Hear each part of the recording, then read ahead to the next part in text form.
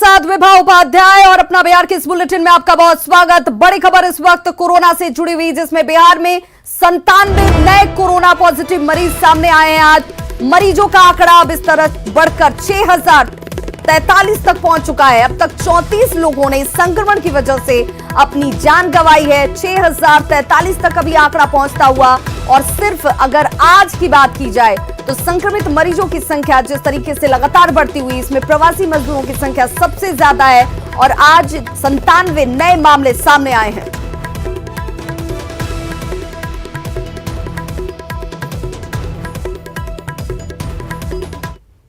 बिहार में तरुण यादव कौन है, इसका खुलासा आज न्यूज 18 बिहार झारखंड ने किया है। बिहार के सूचना एवं जनसंपर्क मंत्री नीरज कुमार ने कल प्रेस कॉन्फ्रेंस कर लालू परिवार से सवाल पूछा था कि तरुण यादव के नाम पर लालू प्रसाद ने जमीन रजिस्ट्री कराई है, लेकिन 2002 का एक वीडियो सामने आया जिसमें तेजस्वी यादव खुद को तरुण बता रहे हैं। इस प्रोग्राम में पूरा लालू परिवार मौजूद था, जिसमें लालू प्रसाद के सभी बच्चे अपना परिचय दे रहे हैं। इसमें तेजस्वी यादव को खुद अपने आप को वो तरुण बताते देखे और सुने जा सकते हैं। तेज, हाँ, तो खूब तेजी के साथ आप कौन सी क्लास में पढ़ते हैं? 6th standard. Hi, I'm Tarun. I'm studying in class 7. Hi, I'm Tarun. I'm studying in class 7. Hi Tarun, very nice to meet you. I am तो जेडीयू नेता नीरज कुमार के लालू फैमिली पर लगाए आरोपों पर लालू की बेटी मीसा भारती ने कहा कि तेजस्वी ही तरुण है और इसकी जानकारी सभी को है। फोन पर न्यूज 18 को दी एक्सक्लूसिव जानकारी में मीसा ने कहा कि इस आरोप में कोई दम नहीं, क्योंकि तेजस्वी का नाम ही तरुण यादव है। ये प्रश्न परिवार आपने देखा उसके जन्मदिन से जेडीयू के तरफ से या बीजेपी के तरफ से या शरारती तत्वों की तरफ से किस तरह से पटना की सड़कों पे इन लोगों ने हमारी प्रॉपर्टी का बैनर लगाया। अरे क्या दिखा रहे हो? हमारी दी हुई चीज, हमारा इंफॉर्मेशन दिया हुआ, जो हम आईटी में इनकम टैक्स रिटर्न में फाइल करते हैं, जो हम इलेक्शन एफिडेविट में फाइल करते हैं, उसको उठा के तुम जनता के सामने तमाशा बना रहे हो। तुम्हारी प्रॉपर्टी, तुम्हारे नाजायज बच्चे, ये हम सवाल करें? शर्म आती है। मीसा जी, मेरे लिए भी नीरज कुमार ने बहुत गंदे शब्दों का प्रयोग किया। मैं इस पूरे प्रकरण पर ही विराम लगाना चाहती हूँ कि अगर इस तरह की चीजें हो रही हैं, गलत चीजें कही जा रही हैं, उसको गलत तरीके से पेश किया जा रहा है, तो उस पर विराम लग जाए। हम अपने चैनल पर यही चाहते हैं। आपसे एक बार मैं फिर खुलकर ये सीधे शब्दों में, बहुत छोटे शब्दों में ये जानना चाहूंगी, आप जनता को ये बताइए कि तेजस्वी ही तरुण यादव है, सब कुछ डॉक्यूमेंटेड है, डिक्लेयर्ड है, कोई लेकिन परंतु जैसे कोई सवाल नहीं है, जो कुछ भी हो रहा है वो सब कुछ गलत हो रहा है या दिखाने की कोशिश गलत हो रही है? देखिए, आपके माध्यम से, आपके टीवी चैनल से आप एक शो दिखा रहे हैं जी, आप उसको गिन सकते हैं हम कितने बच्चे हैं? एक मेरी बेटी मेरी गोद में है, 9 की जगह हम लोग 10 दिख रहे हैं, पिताजी और माताजी। तेजस्वी ही तरुण यादव, बिल्कुल तेजस्वी ही तरुण यादव, सॉरी तरुण यादव ही तेजस्वी है। तो मीसा भारती के बयान को आपने सुन लिया, जिसमें उन्होंने साफ कर दिया कि तरुण ही तेजस्वी हैं, तेजस्वी ही तरुण है। इस पर कोई सवाल नहीं उठना चाहिए, ये व्यक्तिगत और पारिवारिक मामला है। हालांकि बिहार के सूचना एवं जनसंपर्क मंत्री नीरज कुमार अपनी बातों पर अडिग हैं। न्यूज 18 से खास बातचीत में उन्होंने कहा कि इसे लेकर जो कागजात दिखाए गए हैं उसी की बात वो कर रहे हैं। कहाँ हलफनामा? जब जमीन का अपने अद्यतन रिकॉर्ड ही नहीं बनवाया, कहाँ हलफनामा? एफिडेविट कहाँ है वो? भाई ये रजिस्ट्री ऑफिस का दस्तावेज है, ये दस्तावेज है, इसमें लिखा हुआ है तेज प्रताप यादव, तरुण कुमार यादव, फादर्स नेम यही लिखा हुआ है। तो ये कहाँ दस्तावेज? भाई हम लोग का भी निकनेम है ना घर का, हमारा भी घर का निकनेम है, तो स्वाभाविक है हर घर में निकनेम होता है। लेकिन अगर किसी का नामांतरण कराना होता है, क्या प्रक्रिया है? उसके लिए एडवर्टीजमेंट हम लोग देते हैं, उसके लिए एफिडेविट करवाते हैं, करवाए होंगे ना।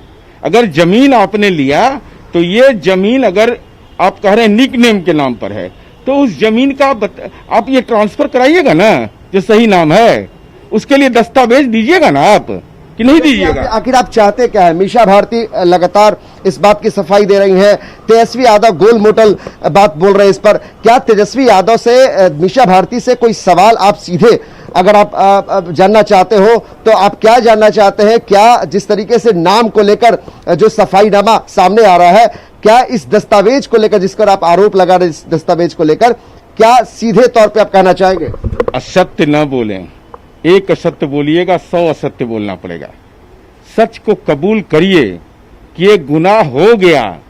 ये फुलवरिया में जो अपने पैतृक गांव में जमीन का खेल किया, तो ये गुनाह हुआ है, इसको कबूल तो कर लीजिए। क्या है इसमें? तर्क कुतर्क में मत जाइए, जितने दूर तक जाइएगा फंसते चले जाइएगा।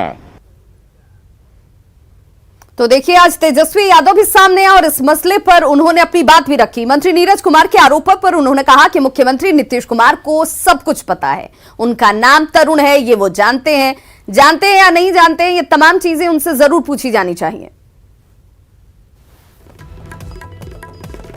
एक छोटा सवाल कि क्या आपके बचपन का नाम तरुण कुमार यादव है? आप एक बात पूछिए ना, जो लोग सवाल पूछ रहे हैं वो काश नीतीश कुमार जी से जाके पूछ ले, जवाब मिल जाएगा। अरे भाई वो सामने आए ना, नीतीश जी को तो सब पता है। नीतीश जी आए और पूछे, बताएं किसी और के कंधे से बंदूक क्यों चलाना, और कौन क्या है नहीं है, अब हम लोगों को बार बार क्लैरिफाई करना पड़ेगा। पटना जिला प्रशासन की टीम आज पटना में आरएलएसपी ऑफिस खाली कराने के लिए पहुंची। दरअसल प्रशासन पहले ही ऑफिस खाली कराने का आदेश दे चुकी है और आसपास के सभी भवनों को तोड़कर सेल टैक्स का भवन बनाया जाना है, लेकिन प्रशासन की टीम ने ऑफिस तोड़ने का विरोध किया। जैसे ही प्रशासन की टीम यहां पर पहुंची, कार्यकर्ताओं ने इसको लेकर के विरोध किया है और कार्यकर्ताओं का यह कहना है कि जब तक दूसरा भवन अलॉट नहीं होता है तब तक ऑफिस खाली नहीं किया जाएगा। जिला प्रशासन का हथौड़ा चलना शुरू हुआ है रालोसपा के कार्यालय पे। ये आप देख सकते हैं कि रालोसपा का कार्यालय है और रालोसपा के कार्यालय को खाली कराने के लिए बड़े संख्या में यहाँ पे पुलिस बल बुलाया गया है। इससे पहले जो है वो नोटिस दिया गया था कि यहाँ पे कई विभागों के निर्माण होने हैं, उसे लेकर के इसे खाली करा दिया जाए। इस पर कई लाख का बकाया भी बताया जा रहा है। आप देख सकते हैं कि ये तमाम जो रालोसपा के कार्यालय के बगल में जो देखें वहाँ पे हथौड़े चलने शुरू हो गए हैं। कहा जा रहा है कि रालोसपा का जो कार्यालय है इसे भी जो है वो हटाया जाएगा और सरकार लगातार जो है कह रही है, लेकिन अभी तक जो है ये हटाया नहीं गया था। अमूमन जो है फिर प्रशासन को यहाँ पे सख्ती बरतनी पड़ रही है। यहाँ पे जो प्रशासन खाली कराने के लिए आई है, आप लोगों का बकाया भी आप लोगों के ऊपर। देखिए, आज से पहले जब भी हमें जो भी बिल प्रशासन की तरफ से मिला है, हम लोगों ने उस बिल का भुगतान किया है। हम लोग लोकतंत्र में विश्वास करने वाले लोग हैं। दूसरी बात यह है कि अभी तक हमें कभी भी प्रशासन की तरफ से न खाली करने का कोई आदेश प्राप्त हुआ है, न प्रशासन को इस बिल्डिंग को तोड़ना है, ऐसा भी कोई आदेश प्राप्त नहीं हुआ है। आप देख सकते हैं कि हमारे एडवोकेट की भी चिट्ठी है यहाँ पर, तो यह बिना बताए सीधे आ जाने वाली बात है। यहाँ जब तक हमको प्रदेश कार्यालय सरकार अलॉट नहीं करती तब तक हम राष्ट्रीय लोक समता पार्टी का कार्यालय खाली नहीं करेंगे। अगर जिला प्रशासन जबरदस्ती खाली करने का प्रयास करता है तो हम लोग यहीं पर धरना स्थल पर अभी बैठेंगे हम लोग। तो रालोसपा का कार्यकर्ता और जिला प्रशासन जो है ठीक आमने सामने हो गए हैं। प्रशासन यहाँ पे खाली कराने के लिए आई है, जबकि रालोसपा के कार्यालय कहती है कि जब तक कोई और मकान अलॉट नहीं हो जाता तब तक खाली नहीं करेंगे। देखना होगा कि इस आमने सामने में प्रशासन जो है कैसे स्थितियों से निपटती है। कैमरा पर्सन अजय दुबे के साथ Ravi S Narayan, News 18 Patna. Lockdown के दौरान लाखों मजदूर बिहार लौटे हैं, लेकिन अब उनकी वापसी का सिलसिला भी शुरू हो गया है। बिहार में रोजगार नहीं मिलने की वजह से कामगार अब उन्हीं जगहों पर एक बार फिर से वापस लौट रहे हैं जहां वे पहले काम किया कर रहे थे। देखिए पटना एयरपोर्ट से हमारी ये रिपोर्ट। चलते बिहार में जो श्रमिक है वो लगातार लौट रहे थे, लेकिन अब जो बिहार के श्रमिक है जो दूसरे राज्यों में काम करते थे वो फिर से लौट रहे हैं उन राज्यों की तरफ, यानी कि रिवर्स माइग्रेशन जो है वो फिर से एक बार शुरू हुआ है। और सिर्फ ट्रेनों से और बसों से ही नहीं, अब विमानों से भी जो मजदूर है या जो कारपेंटर या इस तरह का जो काम करते हैं दूसरी जगह पर, वो यहाँ से जा रहे हैं। आप देखिए, हम पटना एयरपोर्ट पे अभी मौजूद हैं और यहाँ पर ये दो युवक हैं, ये बेंगलोर में काम करते हैं और अब ये बेंगलोर जाने के लिए यहाँ पर पहुँचे। आप टीचर का काम करते हैं, कब से वहाँ पे रह के काम करते हैं? वो मैक्सिमम 1 साल से ज़्यादा दिन तो जा रहे हैं अचानक से। अभी लॉकडाउन है और दूसरी तरफ कोरोना का खतरा है, फिर भी आप लोग जा रहे हैं, क्या वजह है? वजह कुछ भी नहीं सर, क्योंकि गरीब आदमी, क्योंकि इसके लिए प्रॉब्लम रहता है, इसके वजह से हम लोग जा रहे थे। तो यहाँ पे रोजगार नहीं मिल पाया? रोजगार कुछ भी नहीं यहाँ पर, तो क्या करेंगे। कारपेंटरी वाला काम करते हैं। आप भी कारपेंटर का काम करते हैं? हाँ। तो क्या बिहार में इस तरह का काम नहीं मिल पाया, क्योंकि कोरोना के इस काल में आप लोग फिर से लौट रहे हैं अपने काम पे? उधर में नहीं मिलता है सर, बिहार में नहीं मिल पाया काम। कहाँ घर हुआ बिहार में? गौस नवादा जिला पड़ता है। नवादा जिला। तो आप लोग लौट रहे हैं, चूंकि रोजी रोटी का सवाल है इसलिए फिर से लौट रहे हैं? हाँ सर। तो ये तस्वीर है, आप देखिए किस तरह से जो रिवर्स माइग्रेशन है वो एक बार फिर से शुरू हुआ है। और सिर्फ जो मजदूर थे जिस तरह से ट्रेनों के जरिए यहाँ पर पहुँच रहे थे, अब विमानों के जरिए वो वापस भी लौट रहे हैं। तो निश्चित तौर पर सवाल है पूरे सिस्टम पर कि आखिर ये जो मजदूर हैं उनको यहाँ पर रोजगार क्यों नहीं मिल रहा है। इस कोरोना काल में भी इन्हें वापस अपने रोजगार के लिए दूसरे प्रदेश का रुख करना पड़ रहा है। कैमरापर्सन आशीष के साथ साकेत कुमार, न्यूज़ 18 पटना।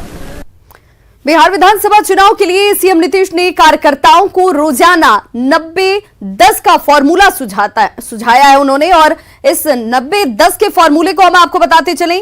90% समय का इस्तेमाल वो सरकार की उपलब्धियों को जनता तक बताने में खर्च करें। 10% समय का इस्तेमाल विपक्षी दलों की आलोचनाओं का जवाब देने में वो लगाएं। नीतीश कुमार पिछले 5 दिनों से पार्टी कार्यकर्ताओं के साथ 4 से 6 घंटे वीडियो कॉन्फ्रेंसिंग के जरिए वर्चुअल सम्मेलन करते हैं। वर्चुअल सम्मेलन का आज आखिरी दिन है और इस दौरान 90-10 के फॉर्मूले पर काम करने का नुस्खा देते हैं। नीतीश कुमार आज 5 जिलों के कार्यकर्ताओं को टिप्स दे रहे हैं, जिनमें अरवल, जहानाबाद, औरंगाबाद, गया और नवादा शामिल हैं। नीतीश कुमार के वर्चुअल सम्मेलन में कोरोना से लेकर विकास योजनाओं तक बात होती है, मगर खास तौर पर उनके निशाने पर लालू और राबड़ी राज का 15 साल होता है, जिसकी वो अक्सर अलग अलग तरीके से आलोचना करते रहे हैं। बिहार में इस साल अक्टूबर से नवंबर के बीच में विधानसभा चुनाव होने हैं और ऐसे में ये कार्यक्रम कार्यकर्ताओं के साथ डिजिटली जुड़ने का, जिसमें नीतीश कुमार की तरफ से टिप्स दिए जाते हुए।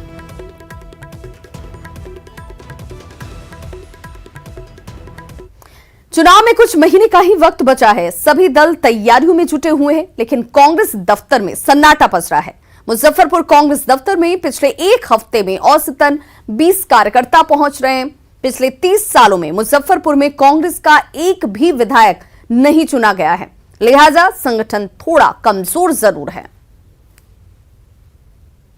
मैं भी मुजफ्फरपुर के तिलक मैदान रोड स्थित जिला कांग्रेस कार्यालय में हूं और ये आप देखिए जो कार्यालय की तस्वीर है, अब से थोड़ी देर पहले ही 10:30 बजे के करीब ये कार्यालय खोला गया है और नियमित तौर पर कार्यालय 10:30 बजे ही खुलता है। हालांकि ये गर्मी का दिन है, तपिश है पिछले 4-5 दिनों में काफ़ी। आप देखिए किस प्रकार यहाँ पर जो केयर टेकर हैं वो हैं। और पिछले 3-4 दिनों की बात करें तो यहाँ औसतन 22-23 लोग आए हैं। 8 जून को 23 लोग यहाँ आए हैं कार्यालय में। इसी प्रकार 9 तारीख को आप देखते हैं कि 19 से 20 लोग आए हैं। इसी प्रकार 10 जून को 18 लोग आए हैं।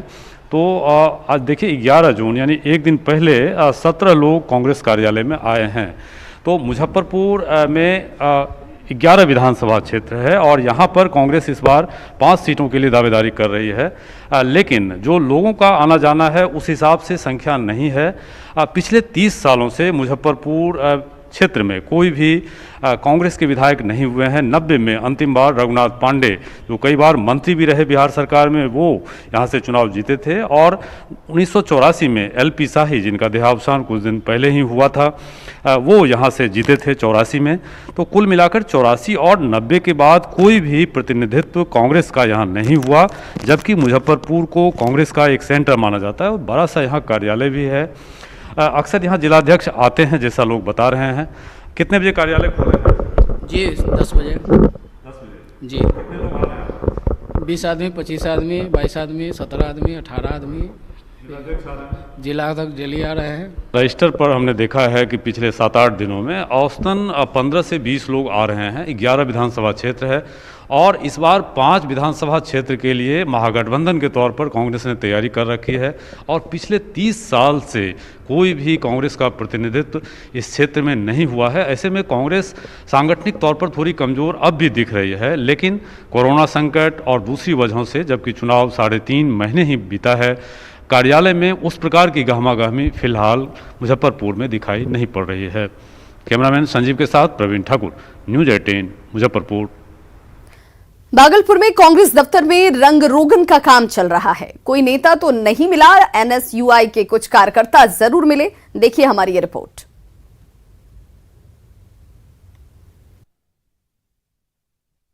भागलपुर गंगा तट स्थित है जिला कांग्रेस कार्यालय। वर्षों पुराना यह कांग्रेस कार्यालय हम आपको दिखाते हैं। यह बरामदे का नज़ारा है जहां पर जो है कुर्सी टेबल बाकायदा लगा हुआ है। चूँकि यह बिल्डिंग काफ़ी पुराना है। सामने में ही एक कमरा है जो शायद यहाँ जो है वो गोदाउन के रूप में है, जिसमें बड़े बड़े कांग्रेस नेताओं के कटआउट, बैनर, पोस्टर और चुनाव का प्रचार की जो सामग्री है वो सामग्री रखी हुई है।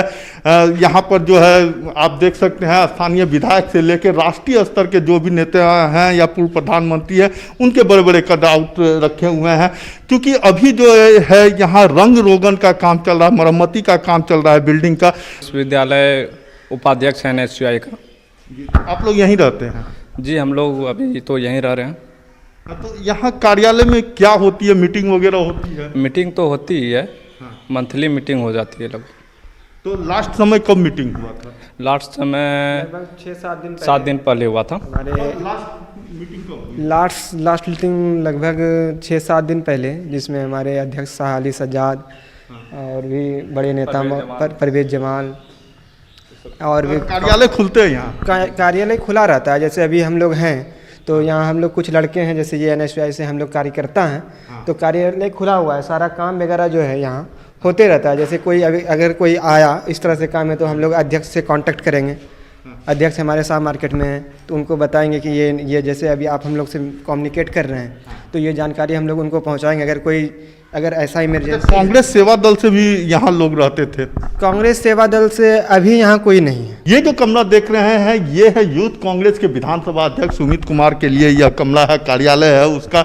और इसके अलावे जो है ठीक इस हॉल के ऊपर में प्रथम तल्ले पर भी एक हॉल है। साथ ही साथ जो भी कांग्रेस के विंग्स हैं उन जिला अध्यक्ष के लिए, विंग्स के जो जिला अध्यक्ष हैं उनके लिए भी बाकायदा एक एक कमरा सुरक्षित है, जहाँ जो मीटिंग के दौरान यहाँ लगातार आते रहते हैं। चूँकि यह साल जो है चुनाव होना है तो ऐसे में भागलपुर जिला कांग्रेस कार्यालय को भी चमकाने और संवारने का काम शुरू हो चुका है। सहयोगी कैमरामैन राजीव सिंह के साथ राहुल, न्यूज 18 भागलपुर। वहीं गया कांग्रेस दफ्तर में 2 लोग मिले। जिला अध्यक्ष ने बताया कि चुनाव की तैयारियों को लेकर मीटिंग चल रही है और पार्टी नेतृत्व से मिले आदेश के मुताबिक ही काम किया जा रहा है। देखिए अरुण चौरसिया की ये रिपोर्ट। इस समय हम लोग हैं गया के राजेंद्र आश्रम स्थित जिला कांग्रेस कार्यालय में। हम यहाँ देखने आए हैं कि कांग्रेस कार्यालय में क्या गतिविधि हो रही है। यहाँ कोई लोग आ रहे हैं पार्टी के पदाधिकारी या ऐसे ही बंद रहा है। तभी हम लोग आए हैं, यहाँ देख रहे हैं जो कि कांग्रेस का जो कार्यालय है वो जिला अध्यक्ष का जो कार्यालय है वो खुला हुआ है और 2 लोग यहाँ दिख रहे हैं। हम इनसे बात करेंगे कि आखिर चुनाव को लेकर यहाँ क्या एक्टिविटी चल रही है, क्या तैयारी चल रही है। अच्छा सर, पूरे बिहार में चुनाव की थी है, आप लोग का कार्यालय कब खुल रहा है और क्या गतिविधि हो रही है? प्रतिदिन प्रायः मैंने लॉकडाउन की स्थिति में भी सोशल डिस्टेंस का पालन करते हुए ऑफिस खुल रहा है। आज हमारी बैठक है चुनाव संबंधी और डिजिटल मेंबरशिप संबंधी बैठक है।